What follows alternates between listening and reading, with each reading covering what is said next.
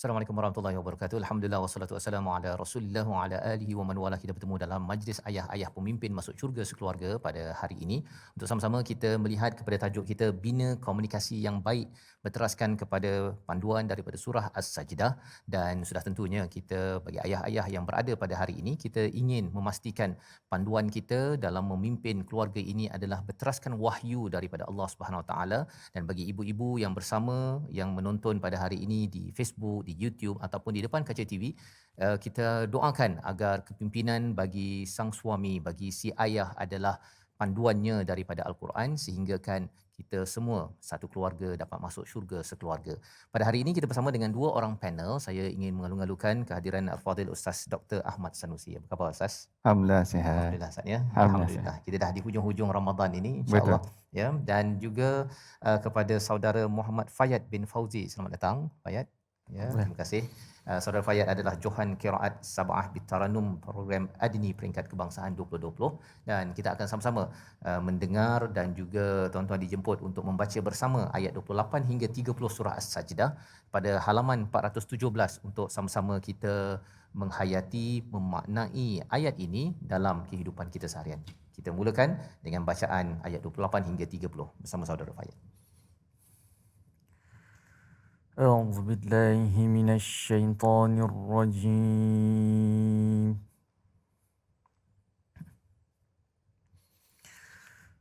بسم الله الرحمن الرحيم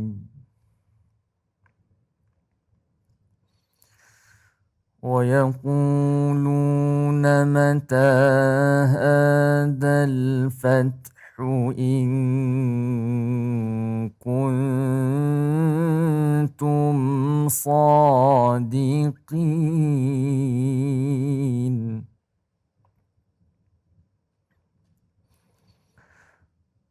قل يوم الفتح لا ينفع الذين كفروا إيمانهم قل يوم الفتح لا ينفع الذين كفروا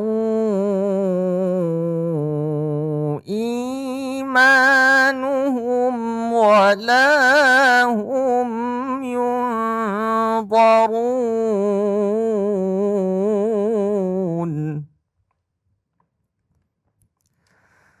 فأعرض عنهم وانتظر إنهم منتظرون صدق الله العظيم. Surah Al-Azim, itulah bacaan ayat 28 hingga 30 daripada surah yang ke-32, surah As-Sajdah, yang maksudnya pada ayat 28, dan mereka bertanya, bilakah kemenangan itu datang jika engkau orang yang benar? Inilah pertanyaan daripada mereka yang tidak beriman kepada Nabi Muhammad sallallahu alaihi wasallam, kepada kebenaran. Pertanyaan ini adalah pertanyaan yang kita ingin rungkaikan ya, bagaimana dalam tajuk kita bina komunikasi yang baik, bagaimana komunikasi kadang-kadang boleh digunakan untuk keburukan, tetapi kita nak belajar bagi ayah untuk kita belajar komunikasi yang baik. Sebelum kita menghadamkan ayat ini, mari sama-sama kita dengarkan perkongsian daripada seorang ayah, mantan ketua pengarah JAKIM, bersama dengan yang berbahagia Datuk Haji Muhammad Nordin bin Ibrahim. Kita saksikan video paparan.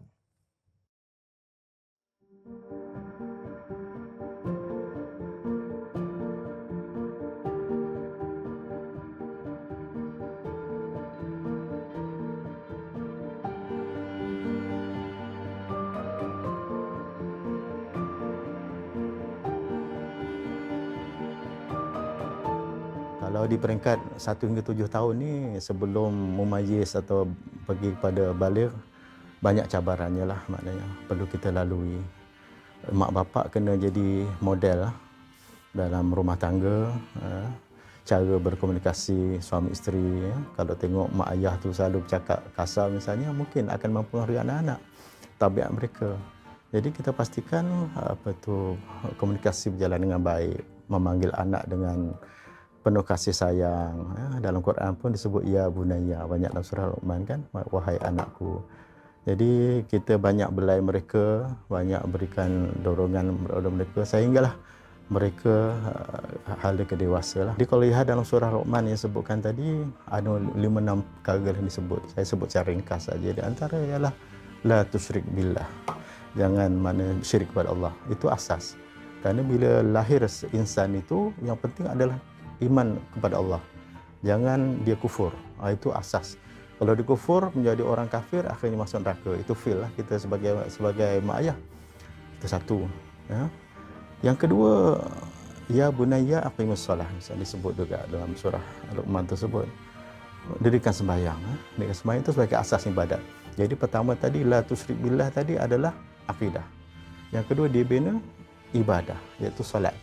Ibadat ni boleh katakan, orang kata the cream of ibadat lah. Maknanya apa-apa ibadat tu bermula pada solat. Jadi disebut situ daripada awal, solat. Solat disebut. Dididik. Daripada kecil, diasas untuk solat dengan dia. Dan ketiga disebut dalam surah Luqman juga tentang aspek ketiga dari segi adab. Ya. Komunikasi, segi adab, akhlak dan sebagainya. Kan? Supaya berbaik-baik dengan mak bapa, ibu bapa ya, yang telah mengandungkannya. Dan juga ada segi jangan sombong. Ya. Lepas tu buatlah perkara yang makruf, jauhi yang mungkar. Itu di antara adab-adab yang disebut dalam surah Luqman sebagai asas.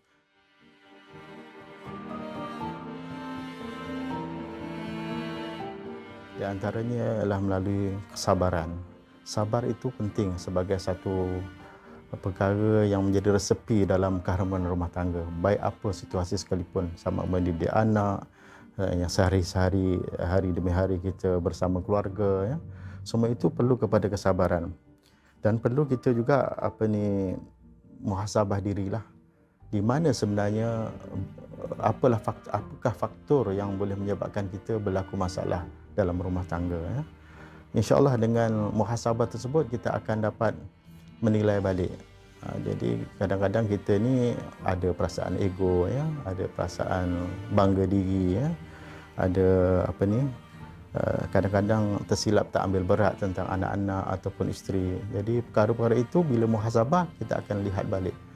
Dan dalam hal ini kita perlu atur strategi untuk merapatkan hubungan antara satu sama lain dengan isteri, ya. Mungkin dengan keluarga, saya sekali bawa dia bercuti, buat dalam bentuk informal, orang kata bersuka-suka, sonok-sonok sikit sambil ya santai, riadah dan sebagainya. Itu sangat penting, bawa dia keluar makan dan sebagainya. Itu sebagai mewujudkan satu kegembiraan dalam keluarga. Setiap hari kita kena amalkan doa tersebut. Doa kepada isteri dan keluarga. Rabbana hab lana min azwajina wa dhurriyyatina qurrata a'yun waj'alna lil muttaqina imama. Itu doa yang kita boleh amalkan, wajib kita amalkan setiap hari.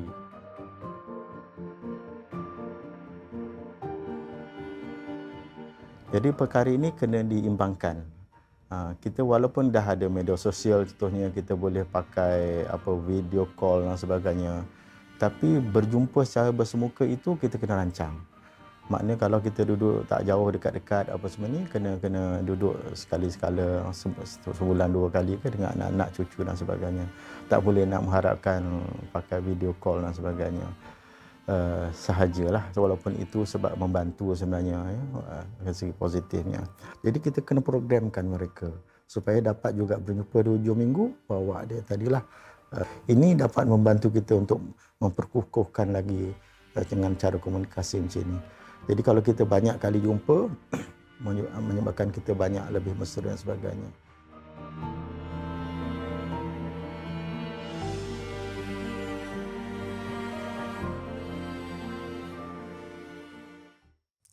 Begitulah perkongsian daripada yang berbahagia Datuk Haji Muhammad Nordin bin Ibrahim, seorang ayah dan mantan Ketua Pengarah JAKIM, bagaimana tentang kepentingan komunikasi yang baik. Dan kita ingin melihat kepada surah As-Sajdah ayat 28 sebentar tadi, wa yaquluna mata hadzal fathu in kuntum shadiqin. juga di sini ada komunikasi, tetapi apa isi daripada komunikasi ini bersama dengan Al-Fadhil Ustaz Dr. Ahmad Sanusi. Silakan.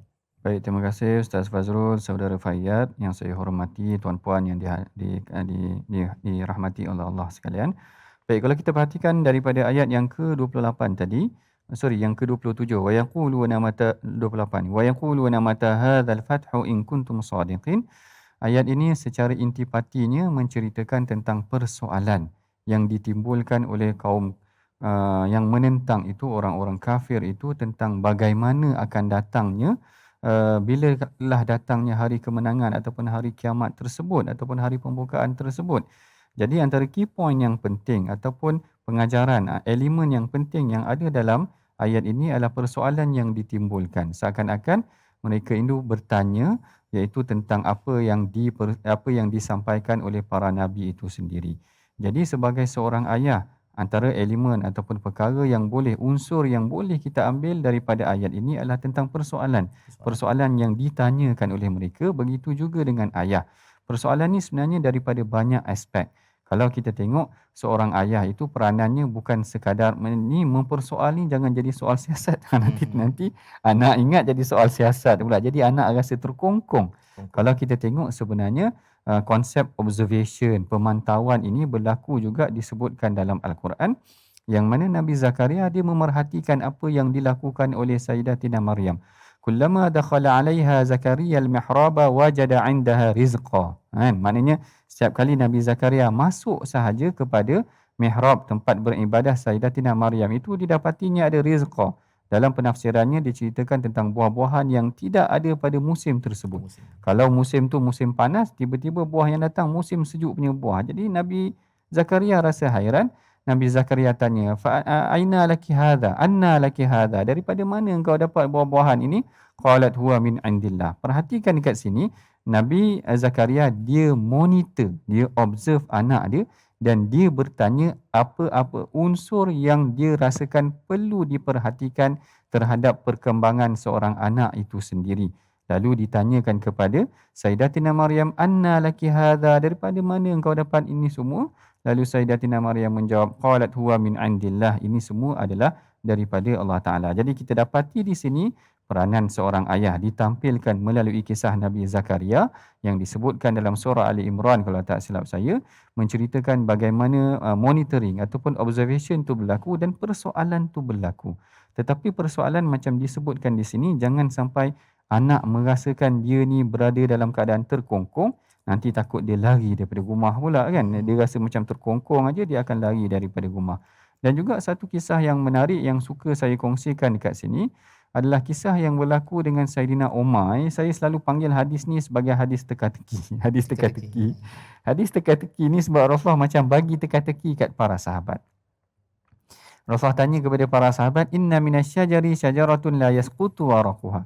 Rasulullah kata dalam banyak-banyak pokok ada satu pokok yang daunnya tidak gugur. Saya kira tuan-puan pernah dengar dah, saya dah cerita dah kisah ni. Ada satu pokok yang daunnya tidak gugur. Macam orang Melayu lah.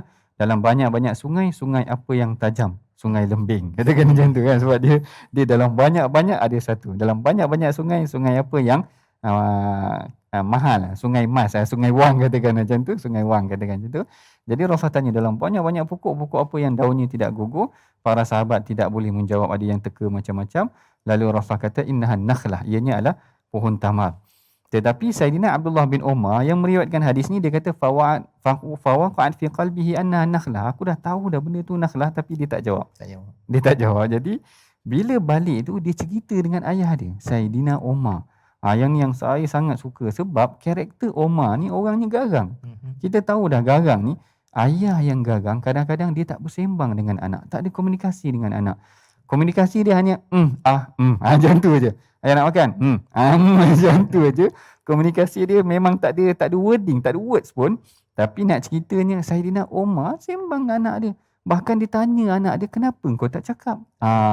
Nampak tak? Dia tanya anak dia tadi dan berlaku proses komunikasi dan pertanyaan. Macam ayat tu tadi ada pertanyaan, macam kisah Nabi Zakaria tadi ada pertanyaan.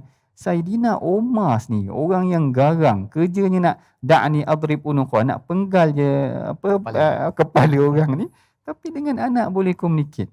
Maknanya kita ambil pengajaran seorang ayah, jangan terlalu banyak sangat tengok telefon. Yang ini sebenarnya pengajaran untuk diri saya juga. Kadang-kadang orang rumah kata, asyik tengok telefon, tengok Facebook apa, sembang sikit. Ataupun ada waktu kita bersembang dengan anak-anak. Ambil waktu yang quality time tu, tengah makan ke, tanya dia buat apa ke. Walaupun sebenarnya soalan tu sama, dia dah tahu dah. Ayah nak tanya tentang kerja rumah ni, dalam kereta belajar apa, dia dah tahu dah semua. Tapi sekurang-kurangnya ada proses komunikasi, ada pertanyaan. Hari ni belajar apa, cikgu kata apa, kawan-kawan rasa seronok ke tak. Sekurang-kurangnya ada itu. Itu pengajaran yang mungkin kita boleh ambil daripada ayat yang ke-28 surah As-Sajdah. Baik, terima kasih ucapkan pada Al-Fadhil Ustaz Dr. Ahmad Sanusi ya, bercakap tentang wayaqulun sebentar tadi, mereka bertanya ya, mungkin pertanyaan mereka ini adalah untuk mencabar. Betul. Ya, tetapi kita nak mengambil bahagian komunikasi bagi seorang ayah itu bukan mencabar, tetapi untuk merapatkan hubungan. Betul. Ya, dan membina ruang komunikasi bersama dengan anak, dengan pasangan, kerana itu adalah satu aset yang berharga, dan aset inilah yang kita akan manfaatkan dalam kehidupan kita seharian. Apatah lagi bila bercakap tentang hubungan, betul ya, hubungan Betul. antara anak dengan ayah, ayah dengan ibu, penting untuk kita meneruskan kehidupan secara bersama-sama. Dan bercakap tentang komunikasi ini, mungkin kalau saya bersama dengan saudara Fayad, seorang individu yang mendalami Quran ya, saudara Fayad, mungkin banyak-banyak komunikasi bersama ayah. Ini bersama ayah kan. Ya. Mungkin ada satu dua perkataan yang Fayad ingat betul-betul, yang masuk dalam pemikiran, dalam hati. Biarpun Fayad bila dah sampai ke Darul Quran, dah jauh daripada ayah kat Kedah, Fayad dekat Kuala Kubu Baru, tapi perkataan itu termatri di dalam dada, dalam jiwa Hafiz. Apa komunikasi itu? Terima kasih yang ayah saya bagi pada saya. Yang saya ingat, ayah saya kata jaga agama. Bila kita, contoh saya ni duduk kat kampung, bila keluar merantau ni, keluar ke mengaji ke mana, jaga agama tu, jangan tinggal agama. Bila kita jaga agama ni, kita akan mudahlah hidup ni. Jaga agama ni, ayah saya memang akan pesan lah benda macam ni. Bila jaga agama ni, semua benda ni saya akan teringat semua tu.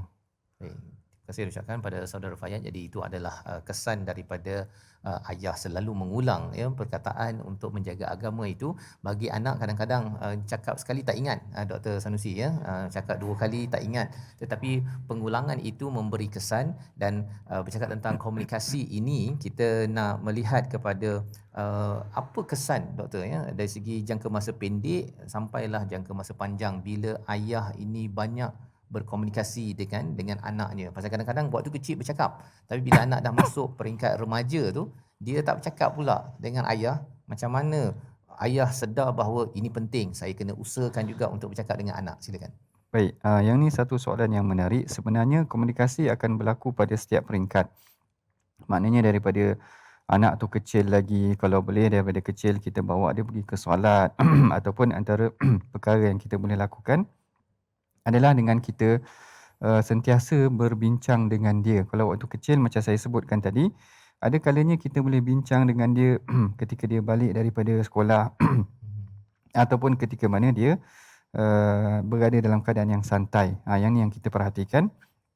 Ada keadaan-keadaannya yang kita boleh bantu untuk memastikan anak kita ni berkomunikasi dengan kita. Waktu kecil ni ada, pada pandangan saya, waktu yang paling mudah. Waktu yang paling mudah ni maksudnya kita ajak dia pergi solat pun dah cukup dah. Maknanya sekurang-kurangnya komunikasi tu membina, tak semestinya dengan bercakap. Sebab kecil-kecil ni dia tengok contoh aja. Macam ayah saya waktu kecil tu, kalau dia nak suruh kita sampai di masjid, dia kadang-kadang dia bagi saya RM1 ataupun dia bagi saya shilling supaya saya letak kat masjid. Sekurang-kurangnya itu adalah, walaupun komunikasi tak bersuara, tapi dia mendidik kita memberi itu dalam keadaan komunikasi dia secara fizikal macam tu. Tetapi bila dah besar, dah sekolah menengah, dia dah tak buat macam tu. Dan kita pun dengan anak sekolah menengah, kita susah sikit kita nak buat benda-benda yang secara fizikal macam ni. Kita akan dapat melalui waktu sekolah menengah tu mungkin melalui perbincangan dah. Ataupun kita dah boleh berbincang dengan perkara yang dia suka. Mungkin bila sekolah menengah, dia dah sampai tahap suka tengok bola. Ada masanya ayah ni perlu juga untuk mengetahui perincian tadi. Kalau kita bincang tentang perincian tentang anak-anak, ayah dia kena tahu Kalau anak dia suka Manchester, kena tahu Manchester sikit. Manchester. Kena tahulah sikit tentang minat dan apa yang dia boleh, maknanya kata pembuka untuk dia bersembang dengan anak dia. Kalau anak tu suka ML, kena bincang ML juga. Kena bincang benda yang dia suka lah pada pandangan saya. Sekurang-kurangnya dia ada satu ruang untuk kita bawa masuk sebelum kita pergi kepada perbincangan seterusnya. Ada minat ataupun pembuka bicara kita tu nak bincang dengan dia, sama ada dia suka, kalau dia suka main game ni, kadang-kadang zaman sekarang budak-budak suka main game kan, mungkin kita kena tanya juga. Sebab saya pernah pergi satu talk, ada coach tu ataupun speaker tu, dia kata apa kata ustaz duduk sekali tengok dia main game, dia kata macam tu. Sebab kita nak tahu, dan sebenarnya tak ada apa-apa pun, kecuali kalau game-game yang mungkin kadang-kadang ada gambar yang tak elok tu semua, kita tak kasih dia main. Tapi sekurang-kurangnya kita bersama dengan dia, ada benda yang kita boleh bincang dan sembang dengan dia, sehinggalah dia besar. Yang ni yang saya kira sebenarnya seorang ayah, dia pandai membahagikan tu tadi. Ruang dia waktu kecil macam mana waktu besar. Dan bila dah, even dah kahwin pun, kalau saya tengok Sayyidatina Aisyah, Sayyidatina Fatimah tu, Rasulullah masih lagi ajak pergi salat. Kan kita bila kita belajar ayat surah Taha, wa'mur ahlaka bis-salati wastabir 'alaiha, perintahkan anak kamu ataupun ahli keluarga kamu supaya mendirikan salat.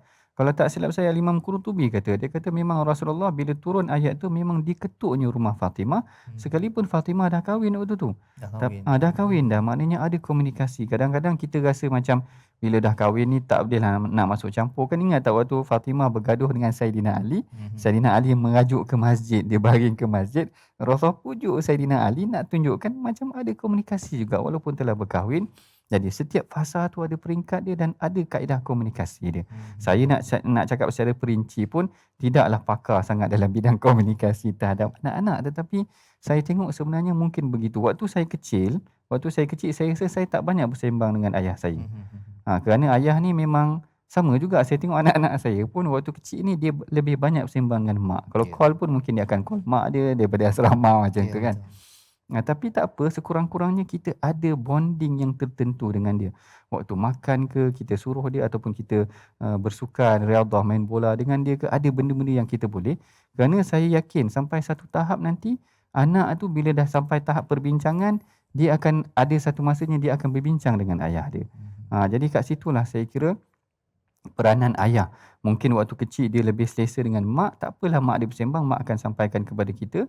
Tetapi bila dah besar nanti, ayah tu sekurang-kurangnya mesti juga bercakap ataupun ada komunikasi. Kalau kita tengok dalam Quran pun memang banyak kaedahnya para nabi itu berkomunikasi dengan anak-anak. Baik, terima kasih ucapkan pada Dr. Ahmad Sanusi menceritakan tentang bagaimana sebenarnya kita perlu berkomunikasi ya, mengikut tahap-tahap yang pelbagai, dan ada bezalah Ustaz ya. Ada yang komunikasi verbal secara lisan, ada komunikasi non verbal ya, yang disampaikan tadilah ayah Ustaz bagi apa RM1 RM1 tadi itu untuk dimasukkan dalam tabung. Perkara-perkara tersebut adalah komunikasi. Bukan semestinya mesti bercakap saja ya, ataupun berceramah ke, dia mengikut kepada keadaan, dan itu amat penting untuk kita memahami komunikasi tetap berjalan malah bila anak sudah pun berumah tangga. Maksudnya dah dewasa Ustaz ya. Masih lagi Nabi Muhammad sallallahu alaihi wasallam memantau ataupun follow up ya tentang terutama bab-bab yang wajib, terutama berkaitan dengan solat, dan ini adalah seruan bagi ayah yang mempunyai anak yang dewasa, remaja, yang kecil, terus berkomunikasi pada bab-bab untuk mendekatkan lagi hubungan dan mendekatkan diri kita kepada Allah Subhanahu Wa Taala. Kita akan berehat sebentar lagi kita akan berbincang bagaimana pula kalau katakan ada anak yang mungkin dia tidak mahu bercakap dengan mak ayah, tapi dia dah mula bercakap dengan orang di luar, lebih percaya pada orang luar. Kita akan sama-sama susuri dalam Majlis Ayah Pemimpin Masuk Syurga Sekeluarga.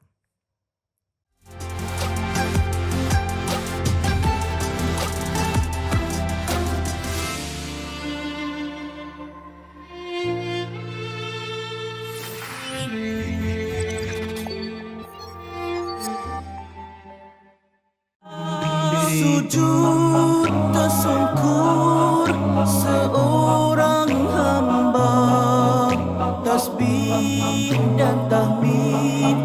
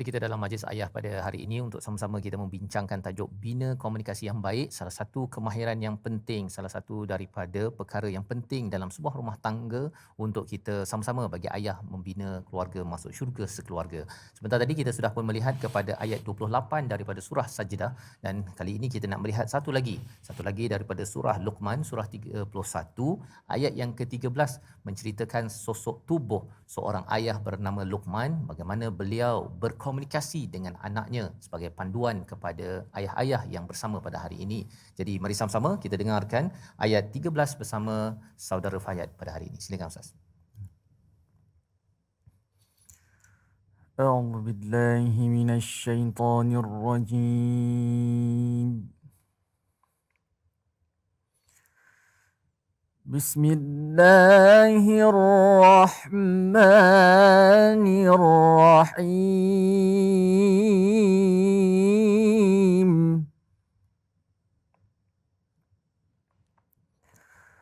وإذ قال لقمان لبنيه وهو يعظه يا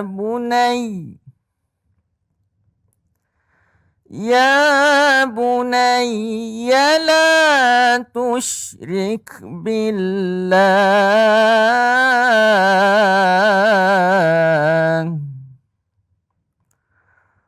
وإذ قال لقمان لبنيه وهو يعظه يا بني لا تشرك بالله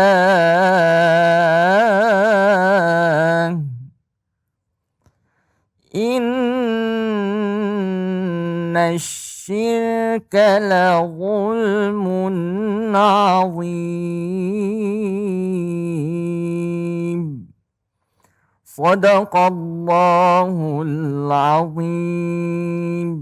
Surah Al-Azim, ayat yang ke-13 daripada surah yang ke-31 surah Luqman. Dan ingatlah ketika Luqman berkata kepada anaknya sewaktu dia memberi pengajaran kepadanya, wahai anakku, janganlah engkau menyekutukan Allah, sesungguhnya mempersekutukan Allah itu adalah benar-benar kezaliman yang besar.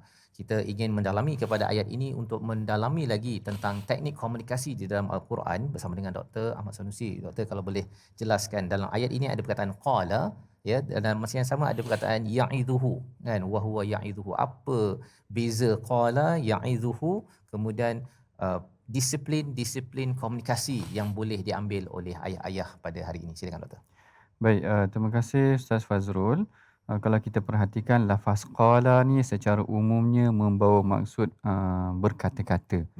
Ketika mana Luqman berkata-kata kepada anaknya. Tetapi dia berbeza dengan lafaz ya'idhuhu. Ya'idhuhu ni mau'izah juga, iaitu satu peringatan. Maknanya saya kira cerita itu adalah cerita mengenai tentang Nabi Sulaiman. Sayyidina Luqman ini tadi, ataupun Nabi Luqman ini, ataupun Luqman ini tadi, dia memberitahu kepada anaknya dalam keadaan dia memberikan peringatan. Jadi saya nampak ya'idhuhu ni adalah satu konsep ataupun satu elemen yang membawa kepada penegasan. Dia memberikan satu penegasan bahawa jangan langsung syirik kepada Allah Ta'ala. Ini adalah perkara yang paling asas, ataupun seakan-akan dari aspek komunikasi, dia menceritakan kepada kita seorang ayah apabila dia melibatkan isu mengenai tentang akidah, maka seorang ayah seharusnya bersikap tegas. Mau'izah ini adalah peringatan, ini adalah satu perkara yang mesti ditekankan oleh setiap ayah. Dan daripada sini sebenarnya sekiranya kita berjaya, benda tentang la tusyrik billah ini adalah isu kepercayaan, tentang bagaimana kita menanamkan kepercayaan kepada anak kita. Kegagalan kita menanamkan kepercayaan, selain daripada menanamkan kepercayaan, keimanan juga adalah bina kepercayaan. Bina kepercayaan ni maksud saya sampai dia percaya dengan kita. Saya bimbang sekarang ni sekiranya kita tidak berjaya membina keyakinan dan kepercayaan itu terhadap ataupun dalam diri dia, menyebabkan dia lebih percaya dengan kawan dia. Sehingga kan apabila dia ada masalah, dia tidak menceritakan kepada kita, tetapi dia akan cerita kepada kawannya kerana dia lebih percaya kepada kawan dia. Kegagalan kita membina kepercayaan bukan sahaja dari aspek keimanan tu tadi, tetapi bina kepercayaan terhadap diri kita sendiri. Saya suka juga mungkin kita boleh ambil pengajaran daripada kisah Nabi Nuh. Kan kalau kita tengok Nabi Nuh, anak dia tak nak ikut Nabi Nuh. Ini penafsiran saya lah. Saya terfikir juga tadi.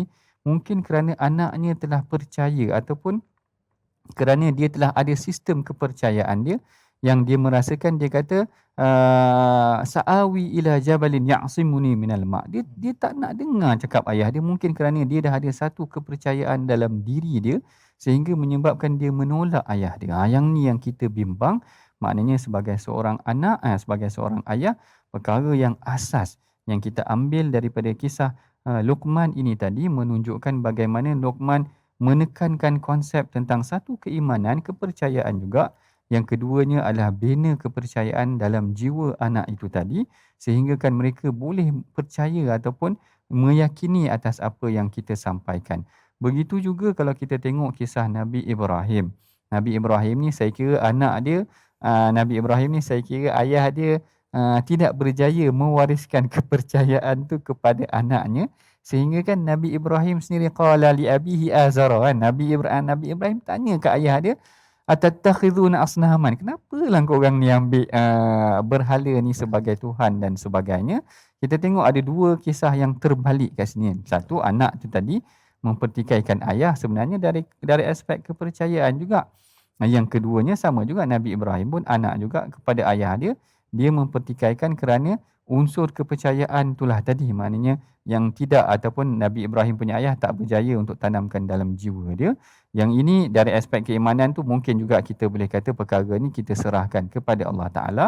Tetapi perkara yang paling penting juga yang kita ambil daripada kisah Luqman ini tadi, bagaimana seorang ayah perlu membina kepercayaan, mengingatkan kepada mereka, ya'izuhu.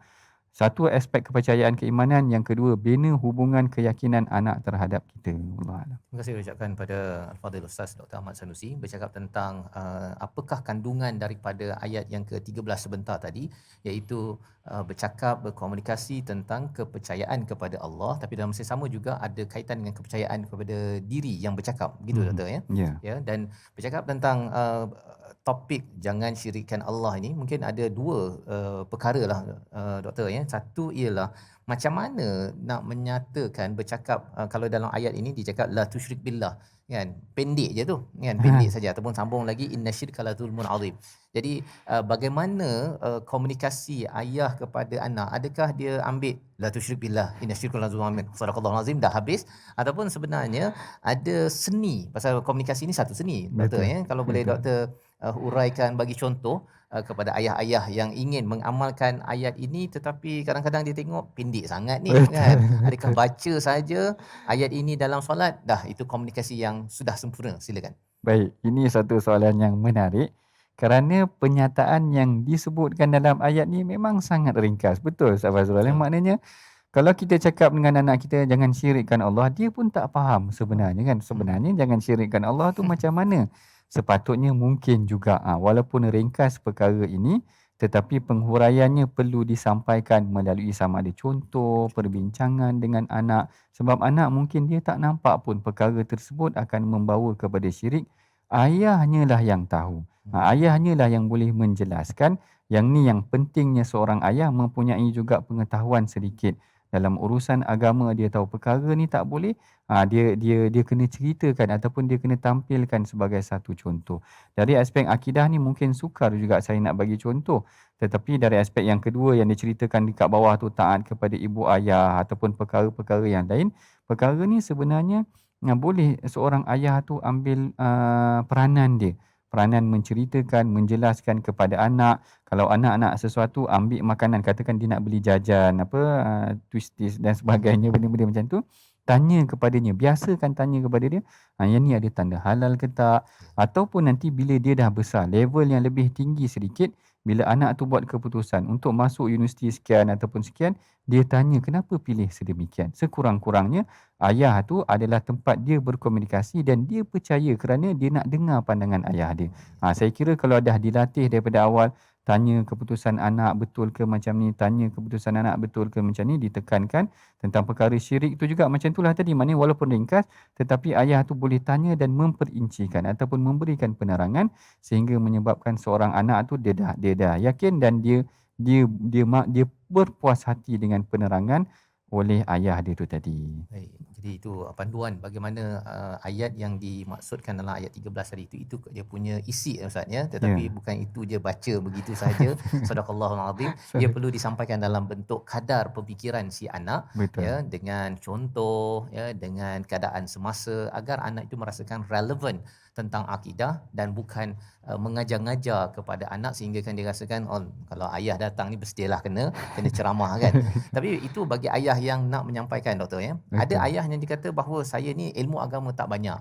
Kan dia segan nak bercakap pasal agama, yang dia berani nak bercakap apa khabar ya, dah makan ke belum dan kemudian sekolah belajar apa. Itu saja, ulang, dia tak berani nak bawa kepada topik agama kan, kerana dia rasakan kalau dicakap tentang anak dia kat sekolah agama tu lagi pandai daripada dia. So macam mana tu? Wah, ini satu soalan yang menarik. Kadang-kadang ayah pun inferior kan, sebab dia tengok anak dia masuk sekolah tahfiz macam saudara Fayyad ni, takut nanti ayah dia sendiri rasa inferior nak tanya pun betul. Anak aku lagi terah hafal Quran. Yang ni saya kira sebenarnya benda ni berlaku secara indirect lah. Ada perkara yang kadang-kadang mungkin ayah tu tak boleh. Anak tu mempunyai ilmu tetapi ayahnya ada hikmah. Pada pandangan saya, kerana hikmah ni dengan pengalaman dia. Anak tahu dah perkara tu memang sampai situ saja, tetapi ayah ni tahu apa yang boleh sampai situ, apa yang mungkin tak boleh sampai ke situ. Hikmah ini adalah berdasarkan pengalaman seorang ayah itu sendiri. Saya kira macam tu saja. Mungkin kalau kita tengok anak tu memang mahir dalam bidang agama, tetapi tidak semestinya dia boleh praktikkan secara praktikal kadang-kadang kan. Maknanya penguasaan Quran ada, hadis pun hafal banyak. Tetapi dari aspek praktikal, ayahnya lebih tahu. Kan, kadang-kadang perkara ni ayah kata ada benda yang kau tak boleh nak sampaikan begini. Kalau kau sampaikan begini, orang akan tolak. Secara pengalaman ayah, begitu kan. Maknanya hikmahnya tu ada pada seorang ayah. Kebijaksanaan tu ada pada seorang ayah. Walaupun dari aspek keilmuannya ada pada seorang anak. Yang ni ayah kena pandai lah. Maknanya setiap ayah, dia tahu dah mana yang boleh pergi, mana yang tak boleh pergi. Kadang-kadang dia tahu anak dia saja tengok bagi anak dia pergi dulu. Kadang-kadang perkara ni adalah perkara yang dia tak boleh ajar anak ni berdasarkan ilmu yang ada dalam kitab. Tetapi atas pengalaman dia tu, itu yang paling berharga. Dia boleh tahu dah dan dia boleh cerita dah pada anak dia perkara ni tak boleh, ini berdasarkan pengalaman ayah dan sebagainya. Saya kira itulah indirect lah, maknanya ilmu yang atas pengalaman dia, bukan berdasarkan mungkin ilmu yang dia belajar tu tadi. Baik, terima kasih doktor ya. Jadi itulah kepentingan mengapa ayah tetap juga relevan ya untuk berkomunikasi dengan anak. Mungkin anak dah belajar tinggi dah ya, tetapi ayah boleh sahaja bertanya apa yang dah belajar yang doktor cakap tadi itu dan kongsikan pengalaman ayah. Dan ini adalah salah satu daripada cara untuk kita berakhlak, menunjukkan contoh kepada anak, dan ini disampaikan dalam plakat yang tuan-tuan ada ini. Salah satu aspeknya adalah qudwah hasanah ya. Qudwah hasanah, ayah sebagai contoh teladan dengan pengalaman yang luas dalam kehidupan boleh disampaikan, walaupun si anak itu mungkin sudah belajar kitabnya tebal menggunung, tetapi pengalaman yang ada dalam usia ayah mungkin sudah mencecah 30, 40, 50 tahun itu tidak sempat ataupun tidak lagi menyentuh kepada si anak yang diperlukan agar anak tidak mengulang kesilapan-kesilapan yang boleh dipelajari dengan pengalaman si ayah. Jadi itu adalah ruang untuk kita terus berkomunikasi dan kita terus menguatkan kemahiran ini dalam keluarga agar anak tidak memilih selain ayah dan ibu, doktor ya. Kadang-kadang bila ayah tak lampau kurang sangat bercakap ya, nak bercakap dengan mak pun mak marah, akhirnya anak memilih kawan ataupun orang luar. Sehingga kan nanti bila dia nak kahwin nanti ke keputusan-keputusan besar, nak beli rumah apa sebagainya, dia tanya orang luar, ayah dan ibu akan terasa ya, kerana rupa-rupanya pelaburan komunikasi ini perlu bermula daripada sejak awal lagi. Kita doakan pada Allah Subhanahu Wa Taala agar kita menjadi ayah yang mencontohi Luqman seperti Nabi Ibrahim, tetap bertanya pendapat walaupun ayah dah confirm ya. Confirm memang ini arahan daripada Allah. Nabi Ibrahim masih lagi berkomunikasi. Kita doa agar kita menjadi ayah yang diberi hidayah. Perkataan-perkataan baik-baik yang kita keluarkan itu adalah perkataan yang menyentuh hati anak, sehingga kan kita masuk syurga sekeluarga. Di hujung ini kita berdoa pada Allah Subhanahu Wa Taala dipimpin Al-Fadhil Ustaz Ahmad Sanusi. Silakan Ustaz. A'udzubillahi minasyaitonirrajim. Bismillahirrahmanirrahim. Alhamdulillahi rabbil alamin wassalatu wassalamu ala asyrafil anbiya'i wal mursalin wa ala alihi wa ashabihi ajma'in. Allahumma salli ala sayyidina Muhammad wa ala ali sayyidina Muhammad. Allahumma ighfir lana wa liwalidina warhamhum kama rabbawna shighara. Rabbana hab lana min azwajina wa dhurriyyatina qurrata a'yunin waj'alna lil muttaqina imama. Rabbi ij'alna muqimas salah wa min dhurriyyatina rabbana wa taqabbal du'a. ربنا آتنا من لدنك رحمة وهيئ لنا من أمرنا رشدا ربنا اصرف عنا عذاب جهنم إن عذابها كان غراما اللهم إنك عفو تحب العفو فاعف عنا ربنا آتنا في الدنيا حسنة وفي الآخرة حسنة وقنا عذاب النار وصلى الله على سيدنا محمد وعلى آله وصحبه وبارك وسلم والحمد لله رب العالمين. Amin ya rabbal alamin. Moga-moga Allah mengabulkan doa kita pada hujung-hujung Ramadan ini dan kita berdoa pada Allah terus memimpin kita, ya, dibekalkan kita dengan hidayah pada setiap saat kita diberikan nafas, ya, setiap nafas kita atas hidayah daripada Allah Subhanahu Wa Taala sehingga kita dipimpin dengan hidayah Allah menuju ke syurga nanti. Saya ucapkan terima kasih kepada Al-Fadhil Ustaz Dr. Ahmad Sanusi, saudara Fayat bersama pada hari ini, dan kita bertemu lagi pada siri akan datang. Kita di hujung-hujung surah As-Sajdah dalam majlis ayah pemimpin masuk syurga sekeluarga. Yakin percaya pada janji-janjinya, syukur segala nikmat kurnia, azab dan siksa khabar benar nyata, maka bertaubatlah kepadanya. Sujud tersungkur seorang hamba, tasbih dan tahmid di bibir sentiasa.